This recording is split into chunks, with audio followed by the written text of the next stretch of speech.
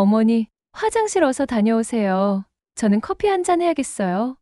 고속도로 휴게소 주차장에 차가 멈춰 서자 며느리 서지연은 차에서 내리는 김순애의 팔을 부축하며 친근하게 말했어요. 한눈에 다 보이는 작은 휴게소라. 쉬고 있는 사람도 별로 없어서 한산한 분위기였어요. 순애는 고개를 끄덕이며 화장실로 향했습니다. 차 안에서 내내 참았던 터라 급한 걸음이었죠. 화장실에서 나와 원래 자리로 돌아온 순애의 눈앞에 펼쳐진 광경은 충격 그 자체였습니다. 방금 전까지 며느리가 서 있던 곳은 텅 비어 있었고 차가 세워져 있던 주차 자리에는 낡은 가방 하나만 덩그러니 놓여 있었죠. 이게 무슨 일이야? 순애는 입을 벌린 채 그 자리에서 굳어버렸습니다. 도저히 믿어지지 않는 현실에 아무런 생각이 들지 않았어요. 머릿속이 하얗게 비워진 것처럼 멍했습니다. 설마 나를 버리고 갔다고? 작은 휴게소를 이리저리 뛰어다니며 찾아봤습니다. 음료 판매대 뒤쪽도 확인하고 화장실 앞도 다시 가봤어요. 하지만 며느리의 모습은 어디에도 보이지 않았습니다. 주차장을 다시 확인해 봤지만 흰색 승용차도 사라졌어요. 심장이 터질 것처럼 뛰기 시작했습니다. 떨리는 손으로 휴대폰을 꺼내 며느리 번호를 눌렀습니다. 신호음이 몇 번 울리더니 차가운 기계음이 흘러나왔어요. 고객님이 누르신 번호는 현재 사용되지 않는 번호입니다. 순애의 다리가 휘청거렸습니다. 아들 번호로도 걸어봤지만 역시 마찬가지였죠. 다시 한번, 또 한 번 전화를 걸어봤지만 결과는 똑같았어요. 그 순간 지난 몇 달의 일이 주마등처럼 스쳐 지나갔습니다. 어머니, 지금 안 팔면 집값 더 내려가요. 요즘 시골에 빈집이 얼마나 많은데요. 이제 서울 오셔서 문화센터도 다니시고 요가랑 스포츠 댄스 배우시면서 즐겁게 지내세요. 밭이랑 집 다 팔고 저희랑 같이 사시면 편안하게 모실게요. 며느리의 목소리가 귓가에 울려 퍼지며 순애는 눈을 감았습니다. 그 집과 밭은 내 인생의 전부였고 내 추억이었는데 그래도 아들 며느리를 믿고 다 정리했는데 벤치에 주저앉은 순애는 가방을 열어 지갑을 확인했어요. 손가락으로 지폐를 세어보니 10,000원짜리 한 장과 5,000원짜리 한 장, 그리고 동전 몇 개가 전부였습니다. 17,000원. 이걸로 뭘 어쩌라고. 순애의 손끝에서 힘이 빠져나가고 눈가에 뜨거운 눈물이 고였습니다. 내가 이럴 줄도 모르고 내 손으로 다 내줬구나. 68년을 살아오면서 이런 절망감을 느껴본 적이 없었어요. 남편이 세상을 떠났을 때도, 농사가 망쳐서 빚더미에 앉았을 때도 이보다는 희망이 있었습니다. 적어도 아들이 있었으니까요.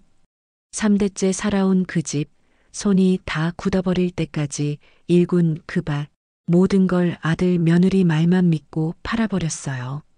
그들이 자신을 모시겠다는 말만 믿고 말이죠. 하지만 지금 현실은 고속도로 휴게소에 버려진 것뿐이었습니다. 상민이는 내가 올 줄 알고 기다리고 있을 텐데. 하지만 아들 상민이 역시 며느리와 같은 생각인 건 아닌지 불안한 마음이 들었습니다.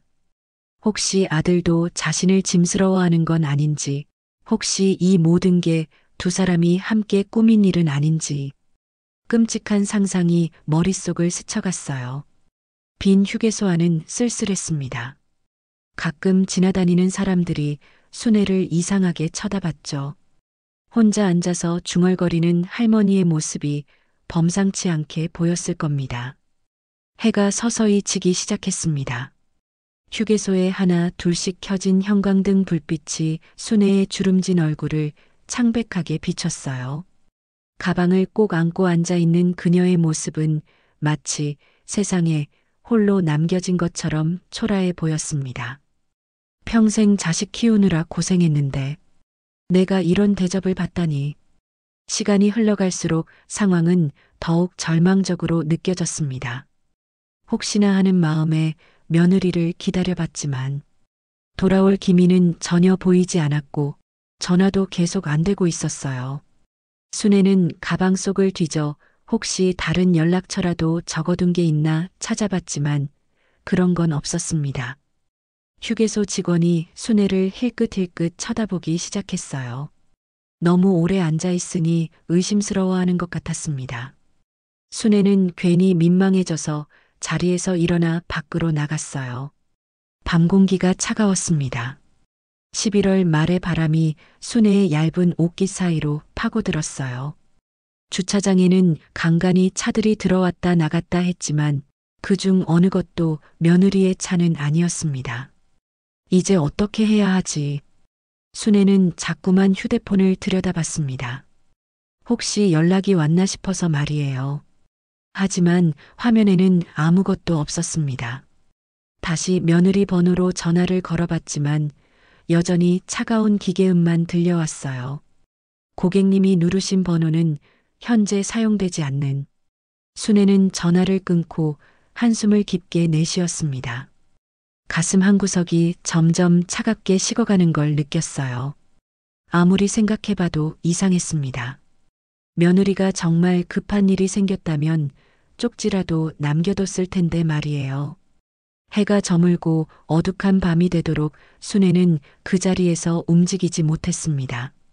식당 직원들이 점점 더 자주 순애를 쳐다보기 시작했어요. 이상한 손님이라는 듯한 시선이었습니다. 어르신, 죄송하지만 영업 끝났습니다. 이제 나가주셔야 해요. 마침내 식당 직원이 다가와 차가운 목소리로 말했습니다. 순애는 가슴이 쿵 내려앉는 느낌이었어요.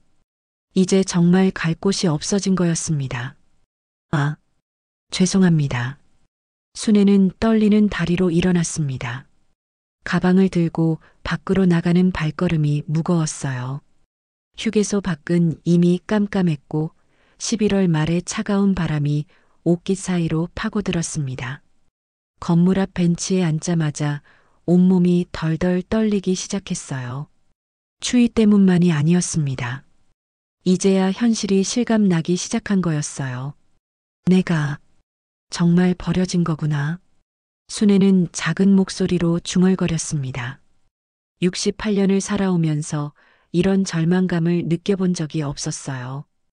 혼자 남겨진다는 게 이렇게 무서운 일인지 처음 알았습니다. 바람이 더 세게 불기 시작했어요. 순애는 가방을 꼭 껴안고 몸을 웅크렸습니다. 이대로 밤을 새우면 얼어 죽을 것 같았어요.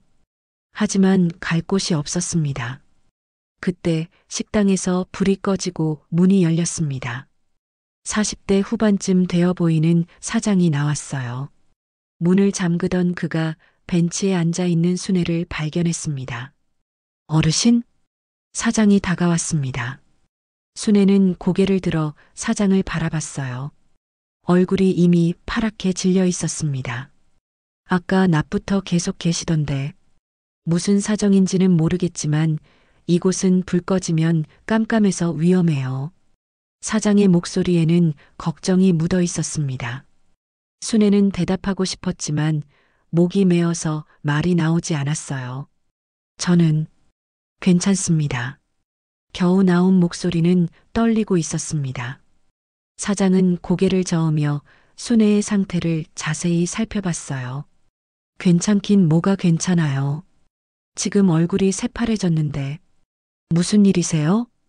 사장의 따뜻한 목소리에 순애의 눈가가 뜨거워졌습니다. 하지만 어떻게 설명해야 할지 모르겠었어요. 저는 순애는 입을 벌렸다 닫았다를 반복했습니다. 며느리가 자신을 버렸다는 말이 너무 부끄러웠어요.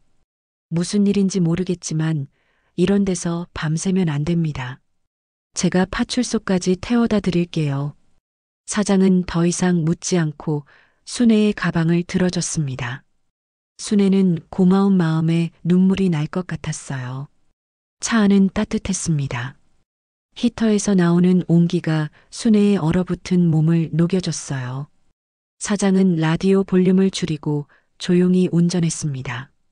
파출소 소장님이 좋은 분이에요. 잘 도와주실 거예요. 사장이 조심스럽게 말했습니다. 순애는 고개를 끄덕이며 창밖을 바라봤어요. 어둠 속을 달리는 차 안에서 처음으로 안도감을 느꼈습니다. 15분 정도 달려서 작은 파출소에 도착했습니다. 건물에서 따뜻한 불빛이 새어나오고 있었어요. 소장님, 이 어르신 사정이 있으신 것 같은데 좀 봐주세요. 식당 사장이 파출소 안으로 들어가며 말했습니다. 50대 중반쯤 되어 보이는 최경호 소장이 나왔어요. 그는 순애의 창백한 얼굴을 보고 깜짝 놀랐습니다. 어르신, 이런 밤중에 무슨 일이세요? 따뜻한 파출소 안으로 들어서자 순애의 긴장이 풀렸는지 배에서 갑자기 꼬르륵 소리가 났습니다. 하루 종일 놀라고 긴장해서 배고픈지도 몰랐는데 이제서야 배고픔을 느끼게 된 거였어요. 순애는 부끄러워서 얼굴이 빨개졌습니다. 아이고, 배고프셨구나. 먼저 뭐 좀 드시고 이야기하세요. 경호는 순애를 당직실로 안내하며 친근하게 말했어요. 의자에 앉히고는 담요를 가져다 덮어줬습니다. 이제 좀 나아지시겠어요. 무슨 일이세요? 경호가 부드럽게 물었습니다. 순애는 한참을 망설이다가 떨리는 목소리로 대답했어요. 며느리가 화장실 가라고 해놓고는 저를 두고 가버렸어요. 뭐라고요? 경호의 눈이 커졌습니다. 믿기지 않는다는 표정이었어요. 며느리 말고 다른 자녀한테는 연락해 보셨어요? 아들이 하나 있는데 그 아들도 연락이 안 돼요. 번호가 바뀌었나 봐요. 계속 없는 번호라고 나와요. 순애는 떨리는 목소리로 대답했습니다.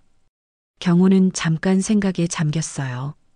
어르신, 둘 다 같은 날 번호가 바뀔 리가 없어요. 이건 계획적으로 보입니다. 경호의 말에 순애의 얼굴이 하얗게 질렸습니다. 그럴 리가. 상민이가 그럴 리가. 순애는 말을 잇지 못하고 눈물이 왈칙 쏟아지기 시작했어요. 정말 그런 걸까요? 내 아들도 날 버린 걸까요? 순애의 목소리가 떨렸습니다. 마음 한편으로는 알고 있었지만 받아들이기가 너무 힘들었어요. 경호는 순애의 마음을 이해한다는 듯이 말했습니다. 그리고 간단하게 상황을 기록했어요. 라면이라도 끓여드릴게요. 하루 종일 굶으셨을 텐데. 경호는 전기포트에 물을 끓이기 시작했습니다. 순애는 그 모습을 보며 눈물이 왈칙 쏟아질 뻔했어요.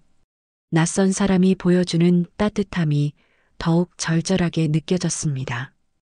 뜨거운 라면 그릇을 앞에 놓으며 경호가 말했어요. 천천히 드세요. 뜨거우니까. 순애는 젓가락을 들었지만 손이 너무 떨려서 제대로 집을 수가 없었어요.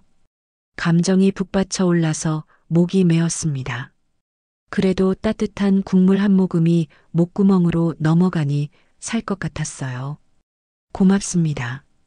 정말 고맙습니다. 순애의 목소리가 떨렸습니다.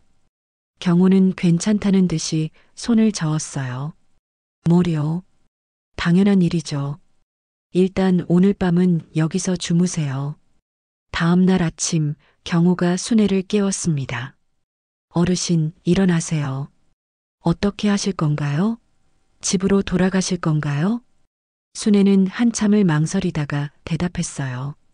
우선은 서울로 가서 직접 확인해 보고 싶어요. 혹시나 해서요. 아들이 정말 모르는 일일 수도 있잖아요. 어르신, 일단 간단히 신고 접수는 해두겠습니다. 그리고 서울 가셔서 확인해 보시고 만약 정말 문제가 있으면 그때 정식으로 신고하세요.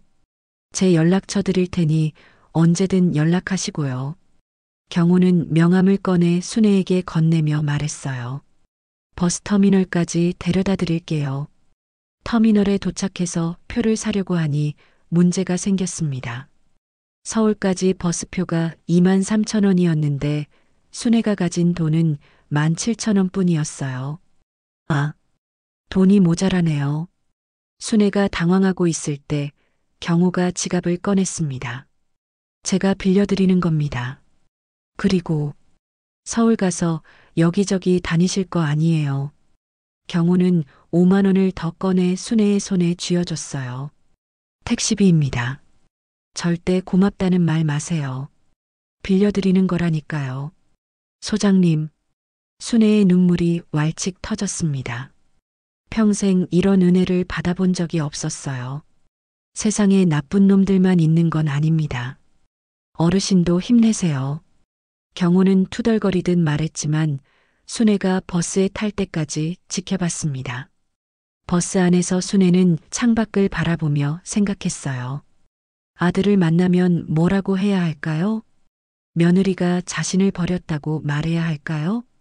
상민아, 엄마가 간다. 오늘의 이야기를 시작하겠습니다.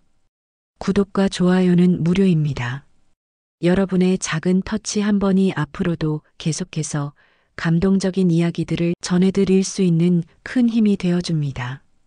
버스가 고속버스 터미널에 도착했을 때 순애는 창밖을 내다보며 숨을 깊게 들이마셨습니다. 3시간 동안 버스에 있었지만 마음은 더욱 무거워져 있었어요.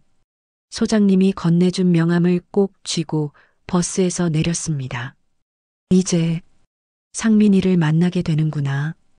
터미널 대합실에 도착하니 자신이 살고 있는 시골의 한적한 터미널과는 달리 사람들도 너무 많고 넓고 커서 좀처럼 정신을 차릴 수가 없었습니다.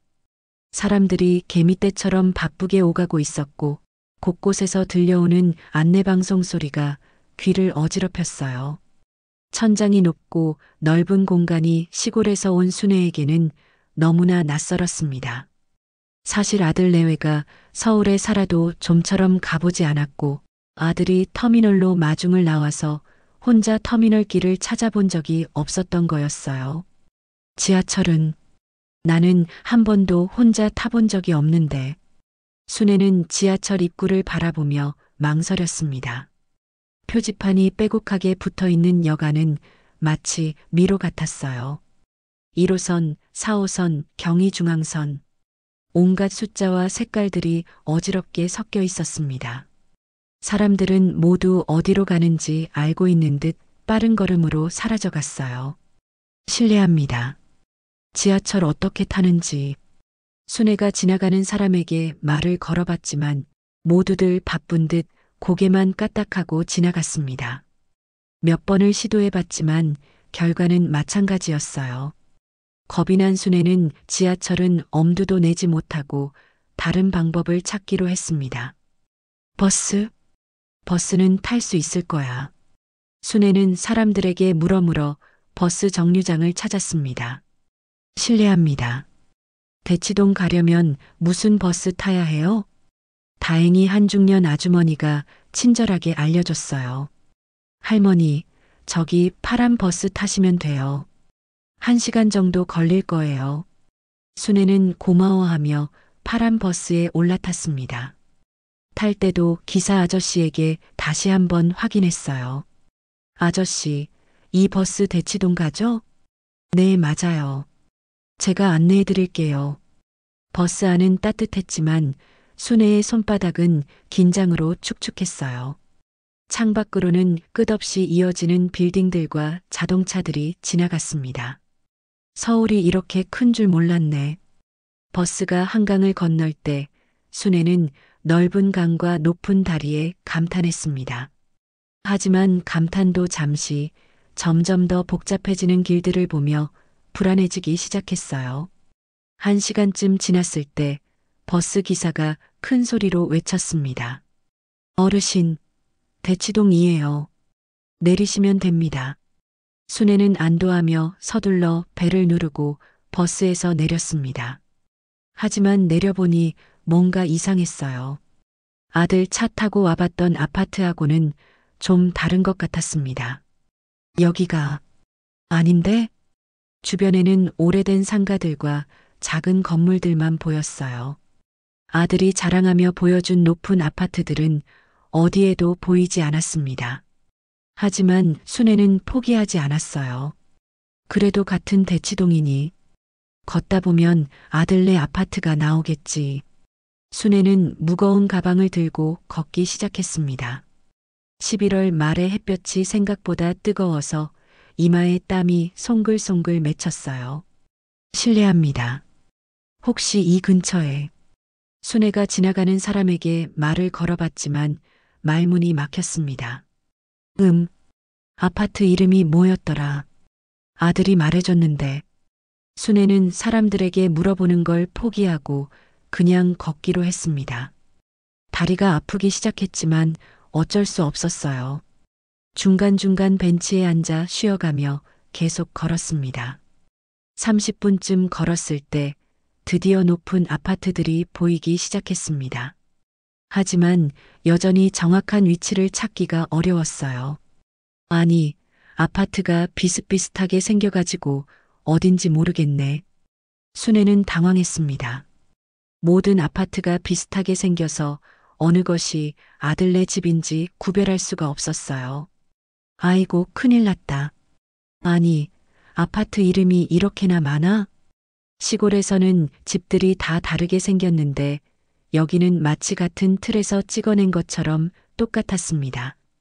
순애에게는 너무나 신기하고 당황스러운 일이었어요.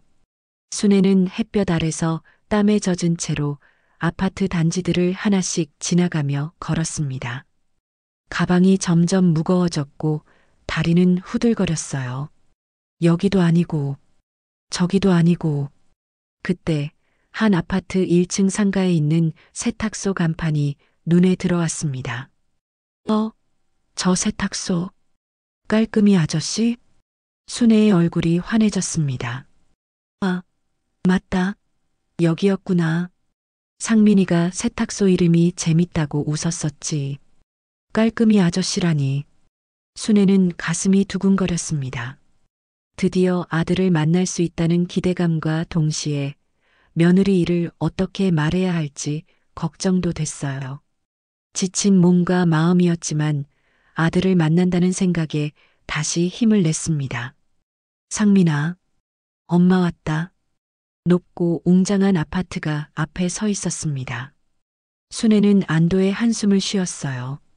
서울에 도착해서 2시간 넘게 헤맨 여정이 드디어 끝나는 순간이었습니다. 일단 들어가서 찾아보자.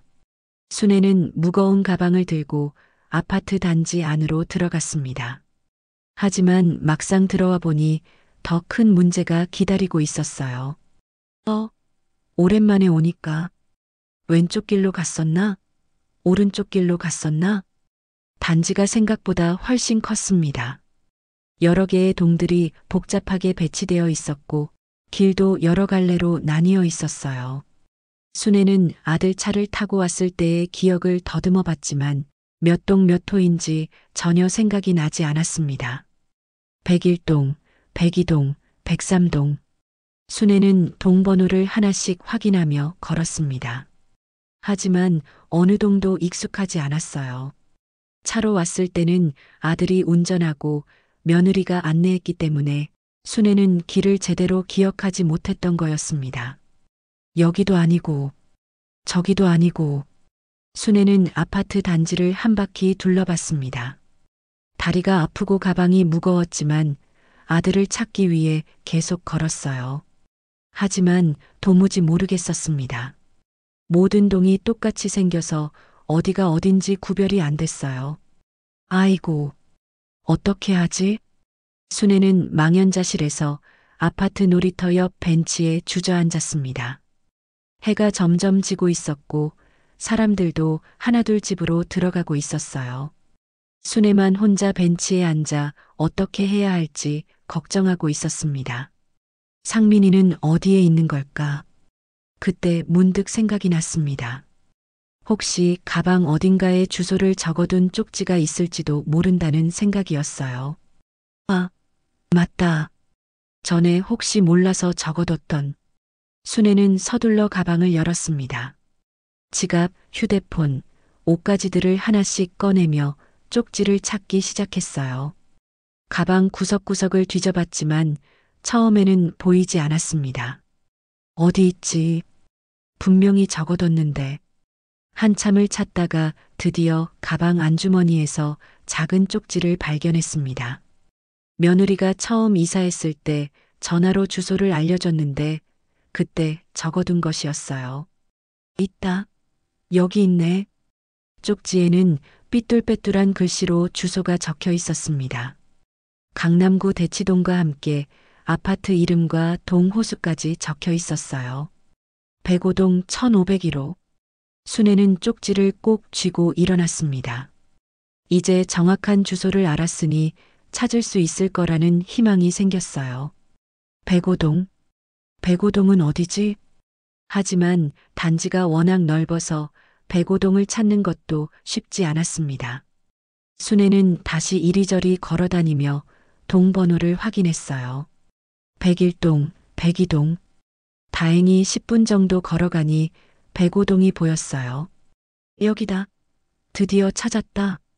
순애는 반가운 마음으로 105동 입구로 다가갔습니다. 하지만 여기서도 문제가 생겼어요. 공동 현관문이 굳게 닫혀 있었고 비밀번호를 입력해야 들어갈 수 있었습니다. 비밀번호. 순애는 현관문 앞에서 망설이고 있었습니다. 그때 마침 안에서 누군가가 나오고 있었어요. 문이 열리는 소리가 들렸습니다.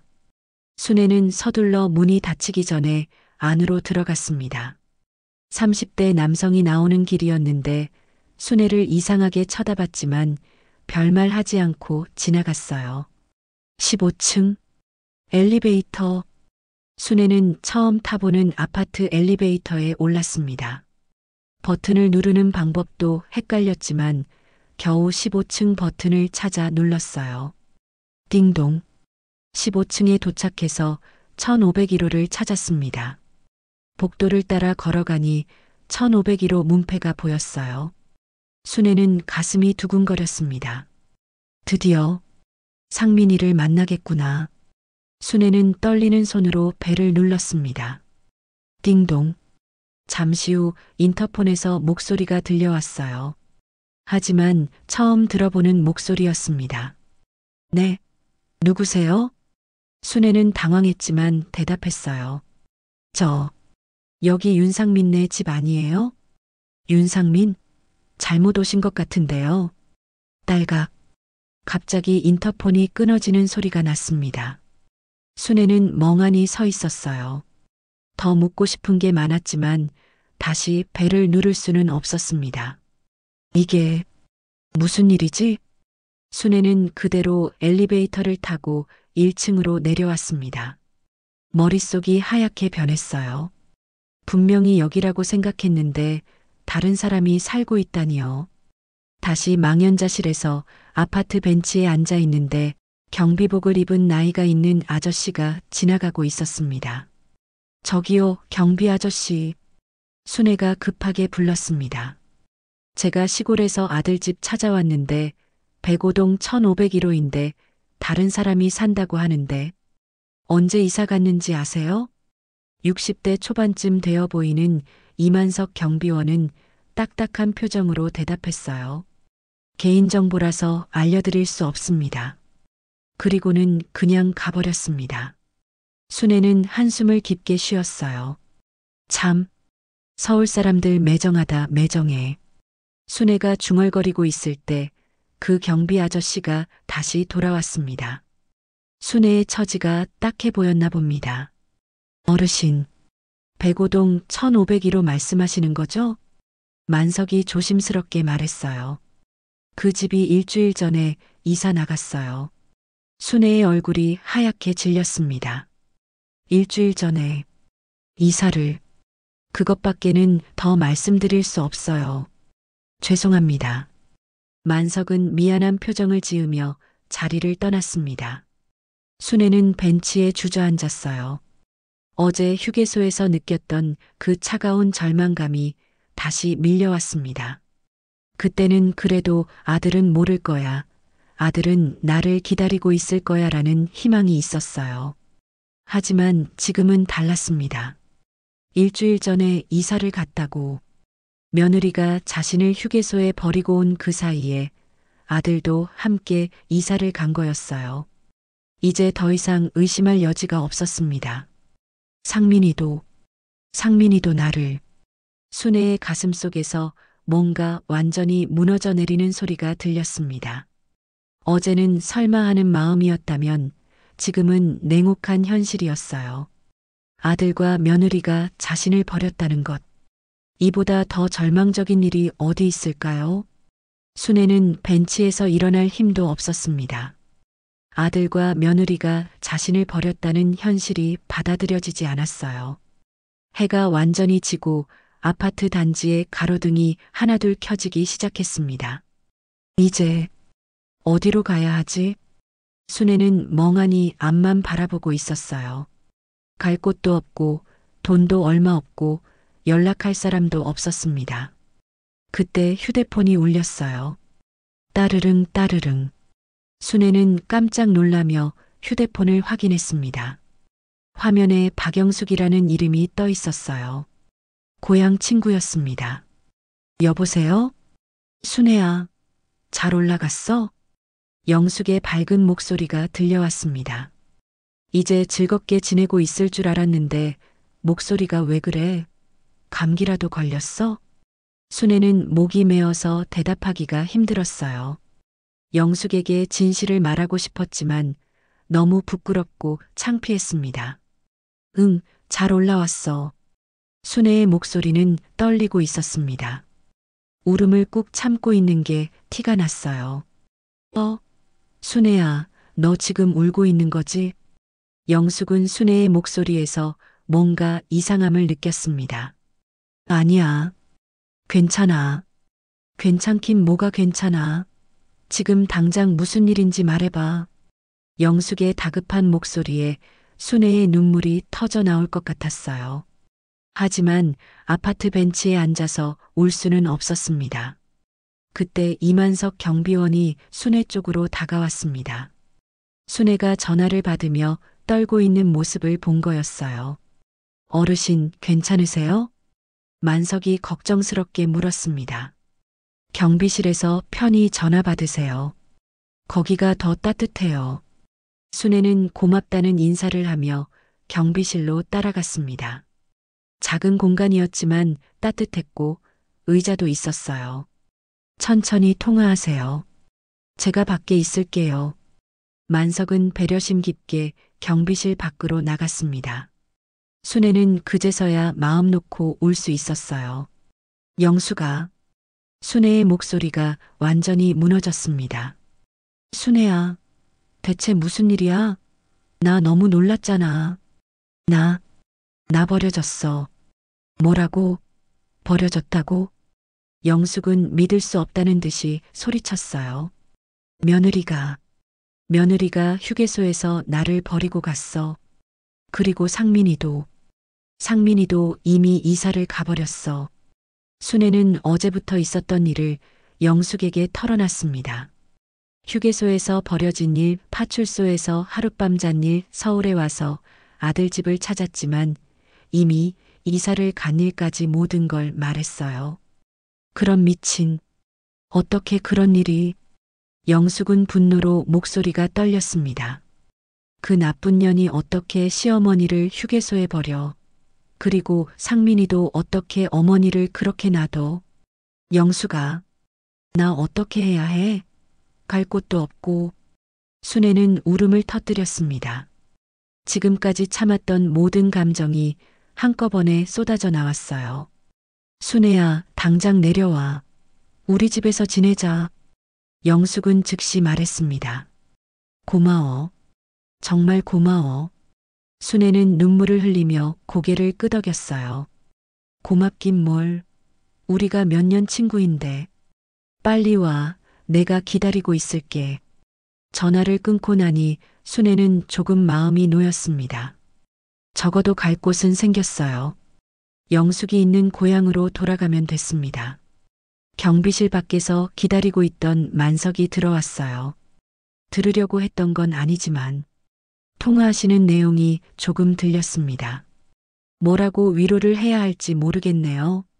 만석이 조심스럽게 말하며 냉장고에서 달달한 음료수 하나를 따서 순애에게 건넸어요. 오늘 뭐라도 드셨어요? 순애는 음료수를 한 모금 마셨습니다. 달달한 맛이 입안에 퍼지니 조금 위로가 되었고 정신도 들었어요. 그러고 보니 오늘도 한 끼도 못 먹었구나. 이러다 쓰러지면 내 손해지. 순애는 속으로 생각했습니다. 슬픔에 빠져 있다가도 현실적인 걱정이 드는 거였어요. 순애는 음료수를 다 마시고 일어났습니다. 정말 감사했습니다. 순애는 깊게 인사하며 가방을 들었어요. 어르신, 조심히 가세요. 만석이 경비실 문을 열어주며 말했습니다. 순애는 아파트 단지를 걸어나가며 생각했습니다. 자식들에게는 버림받았지만 파출소 소장님의 따뜻한 라면 한 그릇과 버스비, 그리고 지금 경비 아저씨가 보여준 작은 배려가 힘들었던 어제, 오늘을 버텨낼 수 있게 해주었어요. 낯선 사람들이 보여준 인정이 자식들의 냉정함보다 더 따뜻하게 느껴졌습니다. 세상에 좋은 사람들이 아직 있구나. 순애는 가슴 한편이 뭉클해졌어요. 절망 속에서도 사람의 온기를 느낄 수 있다는 게 위로가 되었습니다. 택시를 타고 고속버스 터미널에 도착한 순애는 고양행 버스표를 샀습니다. 소장님이 주신 돈이 있어서 다행이었어요. 버스 안에서 순애는 창밖을 바라봤습니다. 서울의 불빛들이 점점 멀어져 갔어요. 다시는 오지 않을 도시였습니다. 상민아, 엄마는 이제 너희를 잊고 살 거다. 하지만 마음 한편으로는 영숙이 기다리고 있다는 생각에 조금 위로가 되었어요. 세상에 혼자가 아니라는 것만으로도 힘이 났습니다. 시골로 내려간 순애는 영숙의 집에서 며칠을 지냈습니다. 하지만 마음은 편하지 않았어요. 집도 밭도 다 팔아버린 상황에서 계속 영숙에게 신세를 질 수는 없었거든요. 순애야, 우리 집에서 계속 지내면 되잖아. 뭘 그렇게 고민해?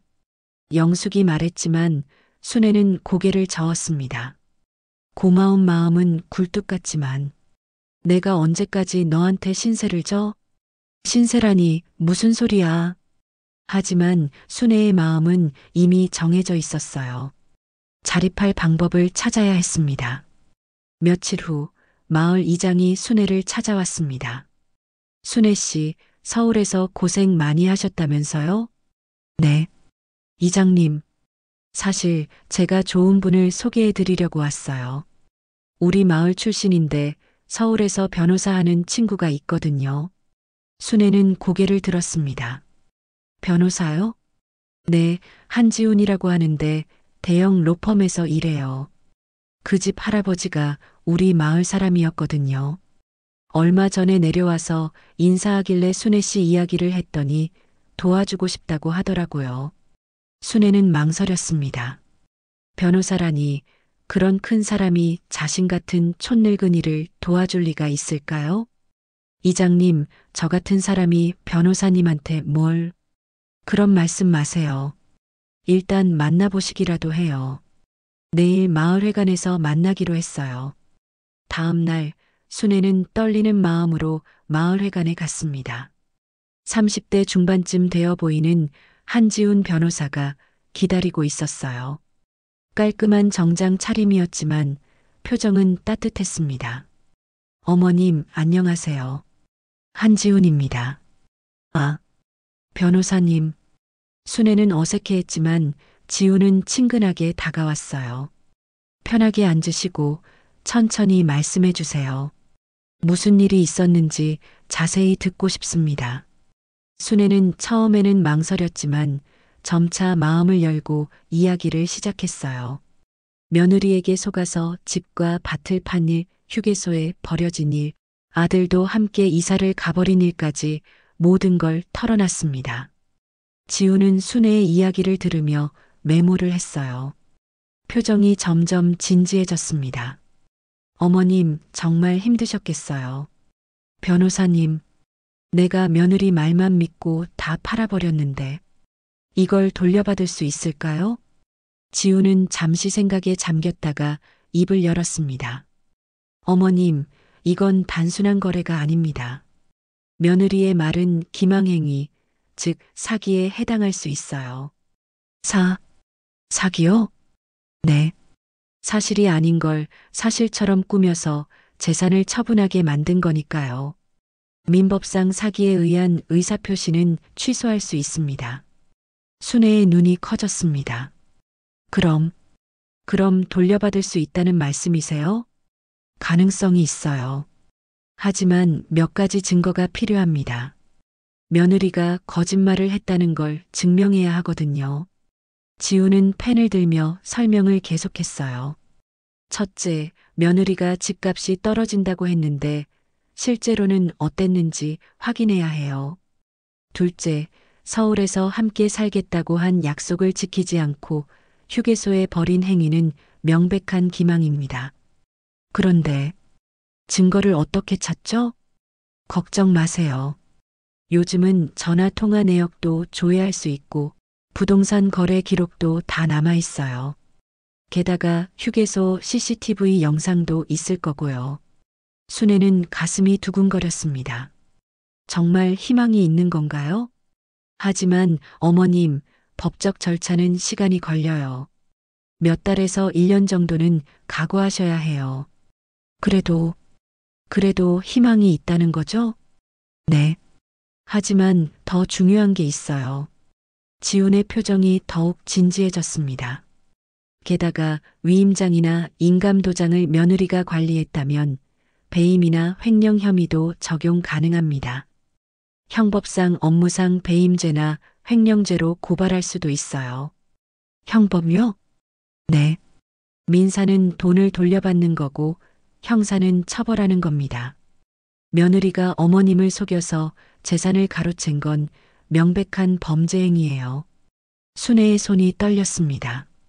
그런데 내가 그냥 자식 믿고 맡긴 건데 그것도 죄가 되나요? 어머님, 자식이 부모를 속였다면 더 큰 죄입니다.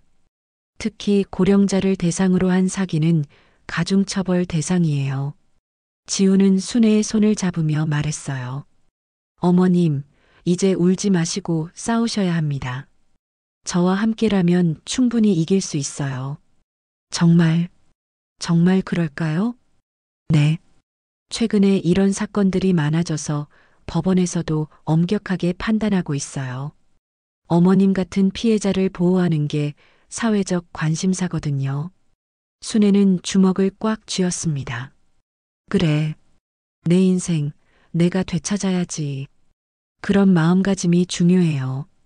일단 내일부터 증거 수집을 시작하겠습니다. 부동산 거래 내역, 통화 기록, 휴게소 영상 등을 확보해야 해요. 변호사님, 변호사 비용은 얼마나? 어머님, 그건 걱정 마세요. 승소하면 받고 지면 안 받을게요.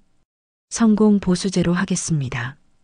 순애의 눈에 눈물이 고였습니다. 하지만 이번에는 절망의 눈물이 아니라 희망의 눈물이었어요. 고맙습니다. 정말 고맙습니다. 어머님, 이제는 법이 며느리 편이 아닙니다. 같이 싸웁시다. 지훈의 말에 순애는 고개를 끄덕였어요. 처음으로 반격할 수 있다는 희망이 생겼습니다. 한지훈 변호사는 약속대로 증거 수집에 착수했습니다. 일주일 후 그는 순애를 다시 마을회관으로 불렀어요. 어머님, 좋은 소식이 있습니다. 지훈의 얼굴에 미소가 번졌습니다. 일단 부동산 거래 내역부터 확인했는데 며느리 말과 완전히 다르네요. 어떻게 다른가요? 며느리가 집값이 떨어진다고 했죠? 하지만 실제로는 어머님 집 주변 시세가 계속 올랐어요. 작년 대비 15%나 상승했습니다. 순애의 눈이 커졌습니다. 15%요? 네. 그리고 더 놀라운 건 며느리가 어머님 집을 판 바로 다음 달에 그 집을 다시 되팔았다는 겁니다. 2천만 원 차익을 남기고 말이에요. 순애는 가슴이 답답해졌습니다. 그럼 그럼 내 집으로 장사를 한 거네요? 맞습니다. 명백한 배임행위예요. 게다가 휴게소 CCTV 영상도 확보했습니다. 지우는 노트북을 열어 영상을 보여줬어요. 화면에는 며느리가 수뇌를 두고 차를 타고 나가는 모습이 선명하게 찍혀 있었습니다. 이 영상만으로도 유기죄는 확실해요. 고령자를 의도적으로 버린 거니까 가중처벌 대상입니다. 순애는 영상을 보며 그날의 절망이 다시 떠올랐어요. 하지만 이번에는 분노가 더 컸습니다. 전현이 정말 계획적으로 한 거였구나. 어머님, 이제 소송을 시작하겠습니다. 민사로는 재산 반환 청구, 형사로는 사기와 유기죄로 고발하겠어요. 한편 고소장을 받은 서지현과 윤상민은 당황했습니다. 여보, 이게 뭐야? 어머니가 우리를 고소했다고? 아니, 시골 휴게소에 버려졌는데. 우리 주소도 모를 텐데 어떻게 우릴 고소할 생각을 했지? 서지현도 믿을 수 없다는 표정이었어요. 우리가 너무 안일하게 생각한 거 아니야? 버려지면 시설 같은 데 들어갈 줄 알았는데. 상민이 고개를 끄덕였습니다. 설사 찾아도 증거가 있겠어? 68세 시골 할머니가 변호사를 어떻게 구했을까? 뭐, 국선 변호사 정도겠지. 별거 아닐 거야. 그로부터 3개월이 흘렀습니다. 법정에 서게 된 날, 순애는 떨리는 마음으로 법원에 들어섰어요. 지훈이 옆에서 지켜보며 용기를 줬습니다. 어머님, 떨지 마세요. 우리가 이길 겁니다. 법정 안에는 서지현과 윤상민이 앉아 있었습니다. 하지만 상대방 변호사를 보고는 경악했어요. 한지훈 변호사라고요? 그 유명한 대형 로펌 한지훈? 둘은 완전히 당황했습니다. 시골 노인이 이런 유명한 변호사를 어떻게 구했는지 이해할 수 없었어요. 서지현이 상민의 귀에 속삭였습니다. 이상해. 분명히 아무것도 남기지 않았는데. 재판장이 입장하자 법정이 숙연해졌습니다. 사기 및 유기죄 사건을 심리하겠습니다. 검사가 일어나 기소 내용을 낭독했어요. 피고인 서지현은 피해자 김순애를 기망하여 부동산을 편취하고 고속도로 휴게소에 유기한 혐의를 받고 있습니다. 지훈이 증거를 제시하기 시작했습니다. 재판장님, 피고인은 집값이 하락한다고 거짓말하여 피해자로 하여금 부동산을 처분하게 했습니다.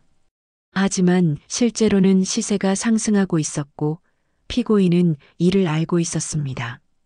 스크린에 부동산 시세 그래프가 나타났어요. 상승 곡선이 선명했습니다. 서지연의 변호사가 반박했습니다. 시세 변동은 예측할 수 없는 것입니다. 피고인도 몰랐던 일이죠. 하지만 지우는 준비된 증거를 꺼냈어요. 재판장님, 여기 피고인의 부동산 중개업소 상담 기록이 있습니다. 피해자 집을 팔기 일주일 전에 이미 시세 상승을 확인했다는 내용입니다. 법정이 술렁였습니다. 서지연의 얼굴이 하얗게 질렸어요. 더 나아가 피고인은 피해자의 집을 판 직후 다시 되팔아 2천만 원의 차익을 얻었습니다. 그리고 여기 파출소 신고 접수 기록이 있습니다. 지훈이 새로운 서류를 제시했어요. 피해자가 휴게소에서 버려진 당일 밤 파출소에 신고가 접수되었습니다. 당시 파출소 소장의 증언에 따르면 피해자는 극도로 당황하고 절망적인 상태였다고 합니다. 또한 피해자가 서울로 가기 위해 버스비가 부족해서 소장이 개인적으로 도와준 기록도 있습니다. 이는 피해자가 정말로 무일푼 상태로 버려졌다는 것을 증명합니다. 재판장이 서지연을 바라봤습니다. 피고인, 도대체 왜 이런 일을 벌인 겁니까? 서지연은 끝까지 발뺌했습니다. 저는 단순히 도와드린 것뿐입니다. 시어머님이 자발적으로 파신 거예요. 그럼 왜 휴게소에 버렸습니까? 그건 급한 일이 생겨서. 재판장의 목소리가 더욱 엄해졌습니다. 급한 일? 화장실 가라고 해놓고 사라질 정도로 급한 일이 뭐였습니까? 서지연은 입을 다물었어요. 더 이상 변명할 말이 없었습니다. 피고인의 금융거래 내역을 보니 친정집 빚을 상환하고 새 아파트를 구매했는데 이에 대해 어떻게 설명하시겠습니까? 그 순간 아들 윤상민이 깜짝 놀라며 벌떡 일어났습니다. 뭐, 어쩐지 돈이 적게 들어왔다 싶더니 너네 친정집 빚 갚은 거였어? 상민의 큰 소리에 법정이 술렁였습니다. 서지연은 얼굴이 새파랗게 질렸어요. 여보, 그게 아니라. 아니긴 뭐가 아니야. 내가 바보인 줄 알았지? 재판장이 망치를 두드렸습니다. 정숙하십시오. 하지만 상민은 멈추지 않았어요. 그제서야 자신도 이용당했다는 걸 깨달은 거였습니다. 내가 정말 멍청했구나. 우리 엄마 돈으로 너네 집빚 갚고. 순애는 피눈물이 맺힌 눈으로 아들을 노려봤습니다. 너도 처음부터 알고 있었구나. 내가 내 아들이라는 게 오늘은 치욕이다. 재판장이 즉시 망치를 두드렸습니다. 정숙하십시오. 방청석에서는 발언을 삼가주시기 바랍니다. 법정안이 다시 조용해졌지만 순애의 말이 남긴 충격은 가시지 않았어요. 법정을 함께 참관하던 박영숙이 분노에 떨고 있었고 방청석 곳곳에서 작은 탄식 소리들이 들려왔습니다. 재판장은 잠시 정적이 흐른 후 준엄한 목소리로 말했어요. 피고인들의 행위는 단순한 재산 범죄를 넘어 인륜을 저버린 행위입니다. 특히 고령자를 대상으로 한 계획적 범죄로 판단되며 유기 행위는 생명을 위험에 빠뜨릴 수 있는 중대한 범죄입니다. 서지연이 마지막으로 애원했습니다. 재판장님, 저희도 빚이 많아서 어쩔 수 없었습니다. 하지만 재판장은 단호했어요. 경제적 어려움이 범죄의 정당화 사유가 될 수는 없습니다. 피고인 서지연은 사기죄로 징역 1년 6월, 유기죄로 징역 8월에 처하되 형을 병합하여 징역 2년을 선고합니다. 피고인 윤상민은 공동정범으로 징역 1년 6월을 선고합니다. 아울러 피해자에게 재산 상당액과 위자료 5천만 원을 배상하라 명합니다. 서지현과 윤상민 모두 법정 구속되는 순간 순애는 복잡한 심정이었어요. 승리의 기쁨도 있었지만 가족이 무너진 씁쓸함도 컸습니다. 재판이 끝난 후 영숙이 지훈 변호사에게 따졌습니다. 변호사님, 아니 왜 형량이 겨우 1년 6개월이랑 2년이에요? 자기 부모를 길바닥에 내다버렸는데 죽인 거나 다름없잖아요. 무기징역을 줘야 하는 거 아니에요? 지훈이 차분히 설명했어요. 박 여사님 마음은 이해하지만 법은 감정으로 판단하지 않습니다. 사기죄는 초범이고 일부 배상했을 때 보통 1년에서 2년 정도 나와요. 유기죄도 초범 기준으로는 6개월에서 1년 정도가 일반적입니다. 그래도 너무 약하잖아요. 네, 저도 아쉽습니다. 특히 고령자 대상 범죄라서 더 무겁게 처벌해달라고 했는데 재판부에서는 기본 형량 범위 내에서 선고했네요. 하지만 중요한 건 집은 이미 제3자에게 팔려서 되찾기 어렵지만 그 집값 전액과 위자료 5천만 원까지 받으신 거예요. 현재 시세로 계산하면 원래보다 더 많은 돈을 받게 됩니다. 순애는 고개를 끄덕였어요. 고맙습니다. 정말 고마워요. 정의가 승리한 겁니다. 어머님이 용기를 내셨기 때문이에요. 순애는 법원 계단을 내려오며 하늘을 올려다봤습니다. 파란 하늘이 맑았어요. 이제 새로 시작이야. 며느리와 아들 모두 사기와 유기 혐의로 법정 구속되었습니다. 판결이 확정된 후 몇 개월을 기다려 순애는 배상금을 받을 수 있었어요. 그동안 영숙의 집에서 지내며 새로운 계획을 세웠습니다. 순애야, 정말 고생 많았다. 이제 다 끝났어. 고마워, 영숙아. 내가 없었으면 어떻게 됐을지. 순애는 영숙의 손을 꼭 잡았습니다. 하지만 마음 한편으로는 아직 정리되지 않은 감정들이 있었어요. 재판이 끝난 후 영숙이 지훈 변호사에게 따졌던 말이 생각났습니다. 변호사님, 아니 왜 형량이 겨우 1년 6개월이랑 2년이에요? 자기 부모를 그렇게 잔인하게 버렸는데 무기징역을 줘야 하는 거 아니에요? 지훈의 설명을 들었지만 여전히 억울한 마음이 컸어요. 하지만 적어도 정의는 승리했고 새로 시작할 기회를 얻었습니다. 그런데 이제 어떻게 살지? 집도 없고. 걱정 마. 배상금 나오면 집도 구할 수 있고 그 전까지는 우리 집에서 지내면서 천천히 집을 알아보자. 배상금을 받은 후 순애는 영숙과 함께 집을 알아보러 다녔습니다. 순애야, 이 집 어때? 아담하고 텃밭도 만들 수 있을 것 같은데. 작은 단층 집이었지만 햇볕이 잘 들고 뒤편에는 조그만 마당이 있었어요. 여기가 좋겠어. 혼자 살기에 딱 적당하고. 순애는 마당의 흙을 만져봤습니다. 좋은 흙이었어요. 텃밭 만들기에 안성맞춤이네.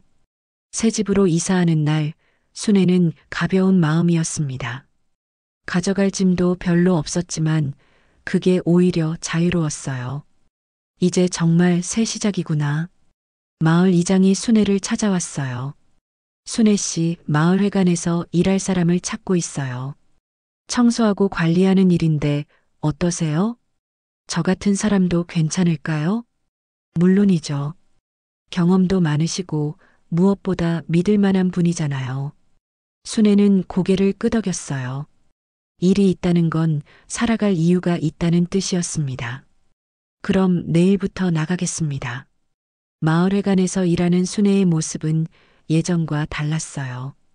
더 당당해졌고 더 당차졌습니다. 법정에서의 경험이 그녀를 바꿔놓은 거였어요. 어느 날 마을 부녀회 모임에서 한 할머니가 하소연했어요. 우리 딸이 용돈을 달라고 해서 줬는데 알고 보니 도박빚이었어. 이제 집까지 팔라고 하는데 어떻게 해야 할지. 다른 할머니들은 가족인데 어쩔 수 없지라고 말했지만 순애는 달랐어요. 할머니, 그거 사기예요. 당장 변호사한테 상담받으세요. 변호사라니 그런 대단한 사람이 우릴. 아니에요. 지금은 법이 우리 편이에요. 제가 아는 변호사님 있으니까 소개해 드릴게요. 순애는 한지훈 변호사의 명함을 건넸습니다. 자신의 경험이 다른 사람을 도울 수 있다는 게 뿌듯했어요. 봄이 되자 순애는 작은 텃밭을 만들었습니다. 새 집 뒤편에 있는 조그만 마당이었어요. 호미를 들고 흙을 파는 순애의 손놀림은 여전히 능숙했습니다.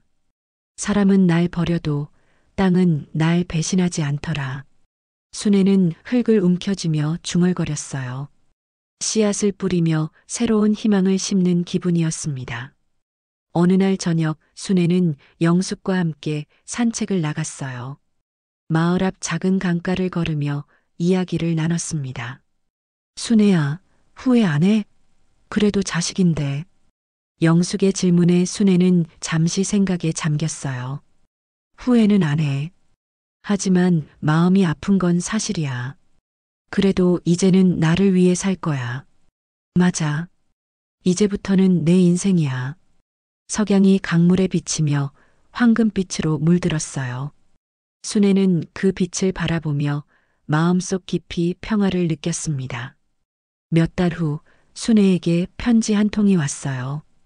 보낸 사람은 아들 상민이었습니다.